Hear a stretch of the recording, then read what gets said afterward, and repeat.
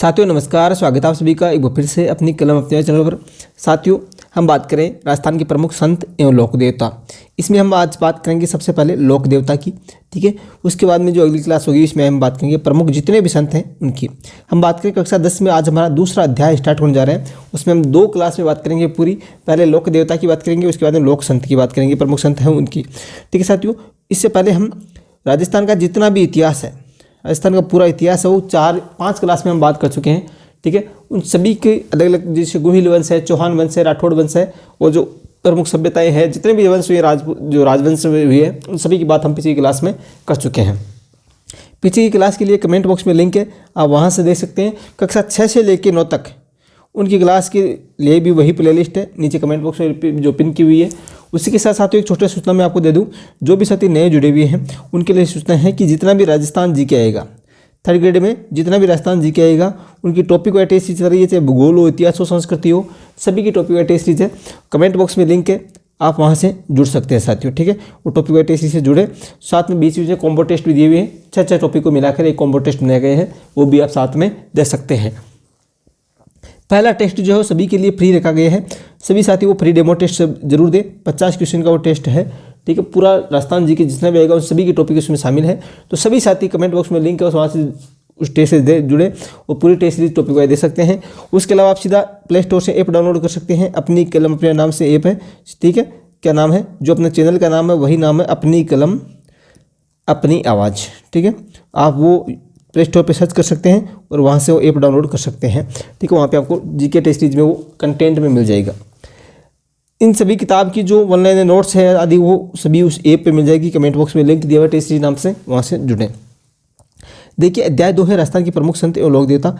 सबसे पहले हम बात करते हैं साथियों लोक देवताओं की, ठीक है। देखिए लोक देवता की बात करें तो 13वीं सदी से राजस्थान में इस्लाम के प्रवेश और तुर्क आक्रमणों के कारण राजस्थान के जनजीवन में एक नवीन परिवर्तन दृष्टिगोचर होता है।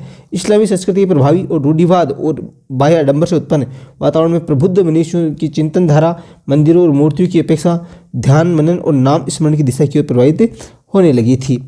इसी कालखंड में राजस्थान में कुछ ऐसे महान व्यक्तियों ने जन्म लिया जिन्होंने अपने आचरण और दृढ़ता से समाज को एक नई राह दिखाई। जो आमजन ने इनकी राह दिखाई राह न केवल अनुसरण किया, वरन इन्हें देवता तुल्य मानते हुए इन्हें लोक देवता और लोक संत का दर्जा प्रदान किया। इस अध्याय में हम कुछ ऐसे महान व्यक्तियों का अध्ययन करेंगे, महान लोक देवताओं का अध्ययन, संतों का अध्ययन करेंगे। देखिए सबसे पहले हम देखते हैं जो लोक देवता की जो है गोगा जी। पहले हम कौन से बात करते हैं, गोगा जी की बात करते हैं साथियों। गोगा जी का नाम जो राजस्थान के 5 पीरों में बड़ी श्रद्धा से लिया जाता है। अब 5 पीर कौन कौन से हैं उसके लिए एक दोहा प्रचलित है राजस्थान के अंदर, वो कौन सा है आप यहाँ पे देख सकते हैं। पाबू हरबू रामदेव मांगलिया मेहा 5 पीर पधार जो गोगा जी जी हाँ। इसमें 5 पीरों के नाम दिए हुए हैं। देखिए पहला है पाबू जी, दूसरा हरबू जी, रामदेव जी, मांगलिया मेहा जी और गोगा जी। ये 5 पीर हैं। ये यहाँ से सवाल बहुत बार पूछा गया है साथियों, और पूछ भी सकते हैं, ठीक है। इनमें पूछ सकते हैं कौन से लोक देवता में नहीं आते हैं जो राजस्थान के 5 पीर हैं। लोक देवता ने 5 पीरों में कौन कौन से नहीं आते हैं, तो ऐसा सवाल पूछा गया है।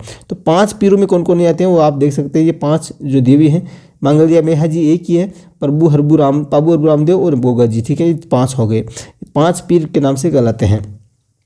गोगा जी पिता का नाम जेवर था और माता का नाम बाछल था। इन्हें गोरखनाथ और महमूद गजनवी के समकालीन माना जाता है, ठीक है। गोगा जी अपने मौसेरे भाई अर्जुन सर्जन के साथ संपत्ति का विवाद चल रहा था गोगा जी का।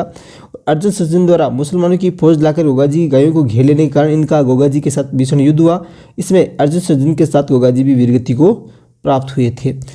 अब इसमें देखिए गोगा जी का जो जन्म स्थल है वो ददरेवा शिशमेड़ी और इनका समाधि स्थल है धुरमेड़ी कहलाता है। जो जन्म स्थल ददरेवा वो क्या कहलाता है, शिशमेड़ी, और समाधि है वो धुरमेड़ी है वो कहलाता है। गोगा जी की स्मृति में गोगा मेड़ी हनुमानगढ़ में समस्त राजस्थान में भाद्रपद कृष्ण नवमी गोगा नवमी के रूप में मनाई जाती है। भाद्रपद कृष्ण नवमी याद रखना, ठीक है, गोगा नवमी के रूप में मनाई जाती है। इस दिन गोगा जी की अश्वारोही भाला लिए योद्धा के प्रतीक के रूप में और सर्प के प्रतीक के रूप में पूजा की जाती है। इनका पत्थर पर उत्कीर्ण सर्प मूर्ति युक्त पूजा स्थल प्राय गांव में खेजरी के वृक्ष के नीचे होता है। मान्यता है कि गोगा जी को जाहिर पीर, यहाँ से सवाल पूछा गया है, गोगा जी को जाहिर पीर कहकर पूजने से सर्पदंश का विष प्रभावहीन हो जाता है। हिंदू नागराज और मुस्लिम गोगा पीर के नाम से इनकी पूजा करते हैं साथियों। इस प्रकार से यहाँ जो मुख्य सवाल बनते हैं वो गोगा जी के बारे में हमने बात की। आगे हम देखते हैं तेजा जी के बारे में, जो बहुत से सवाल पूछे गए हैं और पूछ भी सकते हैं साथियों, अति महत्वपूर्ण है। वीर तेजा का जन्म खन्नाल नागौर जिले में हुआ था। ग्राम जो था खन्नाल वहाँ पे हुआ था। उसके ताहड़ जी और रामकुंवरी जो है, पिता का नाम ताहड़ जी, माता का नाम रामकुंवरी था। यह माघ शुक्ल चतुर्दशी को 1073 ईस्वी में हुआ था साथियों। जब तेजा जी अपनी पत्नी पेमल को लेने अपने ससुराल पनेर गए हुए थे, तब उसी दिन देखिए, उसी दिन मेरे लोग लाचा गुजरी की गायें चुरा कर ले गए थे। ठीक है, गुजरी की प्रार्थना पर गायों को मुक्त कराने के लिए जा ही रहे थे कि रास्ते में उन्हें सुरसुरा, कौन सा, अजमेर का स्थान है, सुरसुरा नामक स्थान पे इन्हें सर्प मिला। तेजा जी ने सर्प को डसने से रोकते हुए वचन दिया कि वे गायों को मुक्त कराने के बाद स्वयं को यहाँ आ जाएंगे। यहाँ पे एक उन्होंने क्या किया था, जब गायों को बचाने के लिए रास्ते में जा रहे थे तो एक आग के अंदर एक सांप को जलता हुआ वो उन्होंने देखा और उन्होंने सांप को बाहर निकाल दिया। तो इस प्रकार से कुछ विवाद होता है सांप और उनमें कि सांप कहता है कि मेरी गति हो रही थी, मैं इसलिए जल रहा था आदि, इस प्रकार से।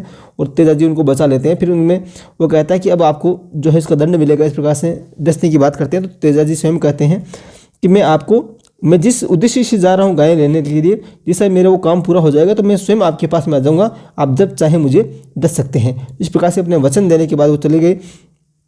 भीषण संघर्ष के बाद तेजा जी ने गायें मुक्त कराने में सफलता प्राप्त की, परंतु अत्यधिक घायल होने पर भी वे अपने वचन के अनुसार वापस सर्प के पास आ जाते हैं। पूरे शरीर पर घाव होने के कारण उन्हें सर्प के डसने के लिए जीभ आगे कर दी, अपनी जीभ है वो आगे कर दी थी।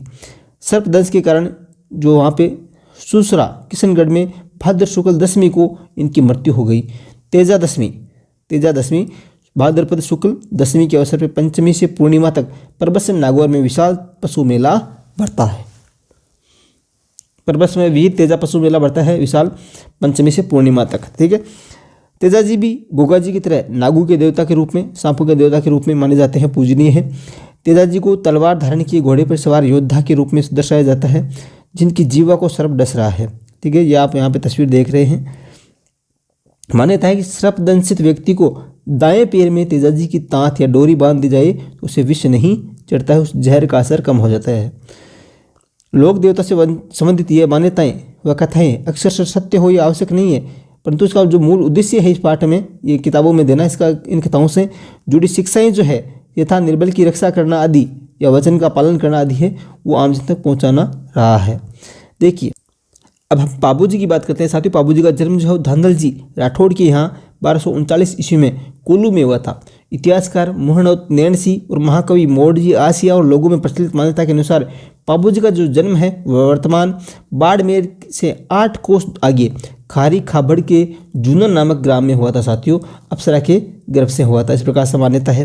पाबू जी का विवाह जो है अमरकोट के सूरजमल सोढ़ा की पुत्री जो श्री सोढ़ी उसके साथ में हुआ था।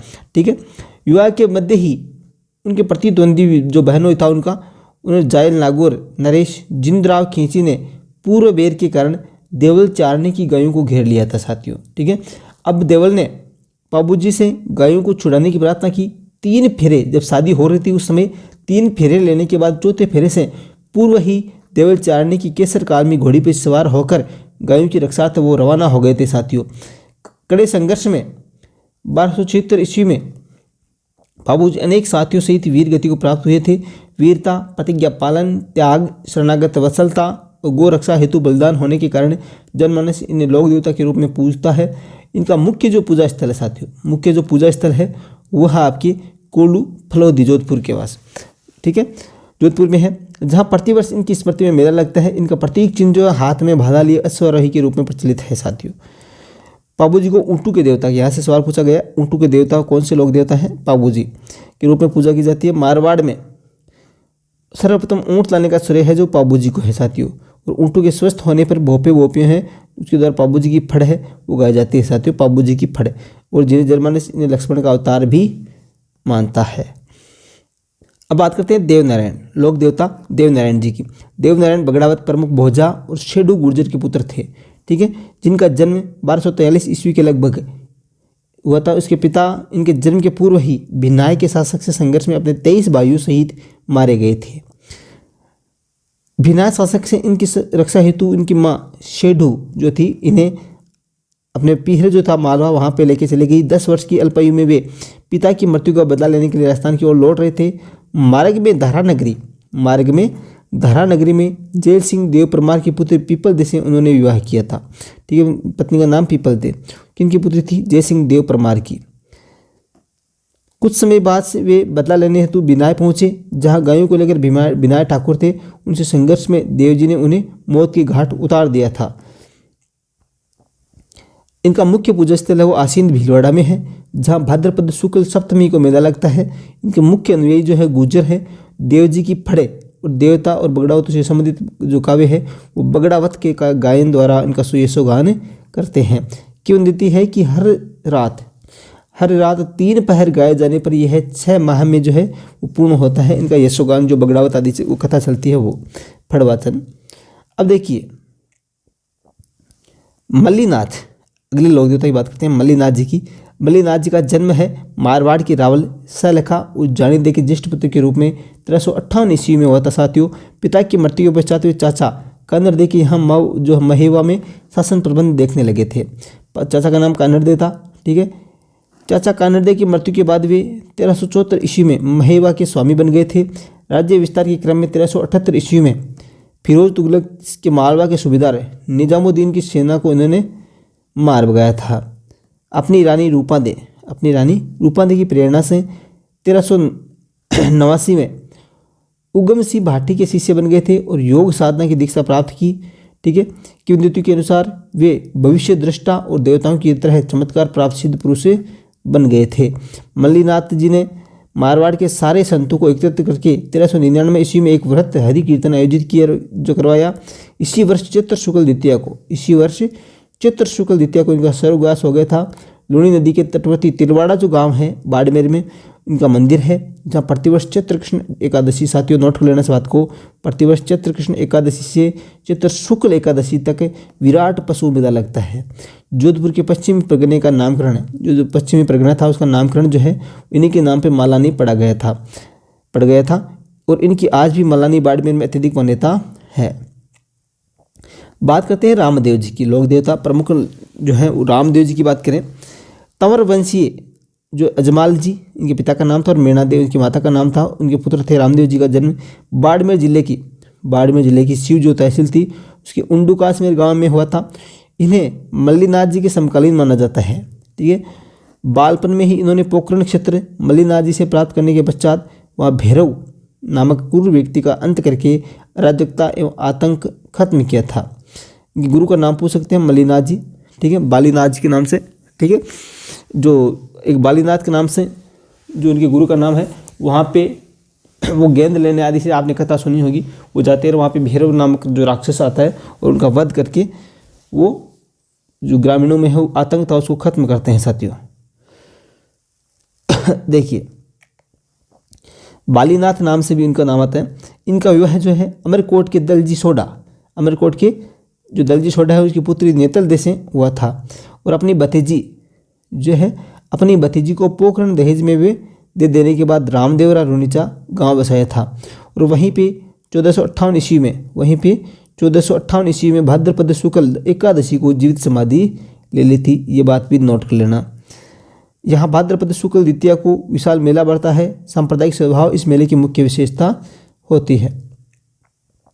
हिंदू जहाँ श्री कृष्ण के अवतार के रूप में इनकी जो पूजा आराधना करते हैं, मुसलमान रामसा पीर के रूप में इन्हें पूजते हैं। सामान्यतः गांव में किसी वृक्ष के नीचे चबूतरे पर रामदेव जी के प्रतीक चिन्ह जिन्हें पगलिए कहा जाता है, जो उनके पैरों के निशान को क्या कहा जाता है, पगलिए स्थापित किए जाते हैं। ये स्थान थान कहलाते हैं। साथियों रामदेव जी द्वारा कामड़िया पंथ की स्थापना की गई। इस पंथ के अनुयायियों द्वारा रामदेव जी के मेले में 13 ताली नृत्य प्रस्तुत किया जाता है। रामदेव जी वीर होने के साथ साथ समाज सुधारक भी थे। इन्होंने जाति प्रथा, मूर्ति पूजा और तीर्थयात्रा का विरोध किया था। मेहाजी मांगलिया पूछे जाते हैं यहाँ से, और हबू जी जो प्रमुख 5 पीरों में आते हैं, यहाँ से सवाल पूछे गए हैं। मेहाजी मांगलिया राजस्थान के 5 पीरों में गिने जाते हैं। राव चुंडा के समकालीन थे। इनका जो जन्म है वो पंवार क्षत्रिय परिवार में हुआ था, किंतु पालन पोषण अपने ननियाल में मांगलिया गोत्र में हुआ था, इसलिए इन्हें मेहाजी मांगलिया के नाम से प्रसिद्ध हुए। इनके स्वभाव में स्वाभिमानी जो स्वभाव था उसके कारण इनके अनेक शत्रु हो गए थे। अंत में जैसलमेर के राव राणक देव भाटी से युद्ध करते हुए वीरगति को प्राप्त हुई। वे अच्छे शकुन शास्त्री थे, ठीक है। लोगों की सेवा सहायता करने और उन्हें संरक्षण देने के कारण वे लोक देवता के रूप में पूजे गई। बापड़ी में इनका मंदिर है जहाँ भाद्रपद कृष्ण अष्टमी को मेला बढ़ता है। साथियों बात करें हरबू जी की। हरबू जी 5 पीरों में आते हैं। पाबू हरबू रामदेव में मांगलिया में हाजी और गोगा जी, ठीक है। इस प्रकार से पाबू हरबू जी, यानी अब बात करते हैं हरबू जी की, तो हरबू जी भुंडेल नागौर के महाराजा साकला के पुत्र और राव जोधा 1438 से 89 जो शासन किया था उनके समकालीन थे। अपने पिता की मृत्यु के पश्चात वे भुंडेल छोड़कर हरबजम जो जाल था वहाँ पे आकर रहने लगे थे। यहाँ रामदेव जी की प्रेरणा से इन्होंने अस्त्र शस्त्र त्याग कर अपने गुरु बालीनाथ जी से उन्होंने दीक्षा ली। लोक मान्यता है कि राव जोधा को मेवाड़ के अधिकार से मंडोर को मुक्त कराने के प्रयासों के दौरान उन्होंने आशीष के साथ एक कटार भी दे दी थी। इस सहायता और आशीर्वाद से जब वह भूभाग जोधा के अधीन आ गया तो जोधा ने इन्हें बेंगटी गांव प्रदान किया था। देखिए बात करते हैं, हरबू जी को बहुत बड़ा शकुन शास्त्री माना जाता है, वचन सिद्ध और चमत्कारी पुरुष महापुरुष माना जाता है। इनका प्रमुख स्थान बेंगटी फलोदी है जो इनको गांव प्रदान किया था राव जोधा ने।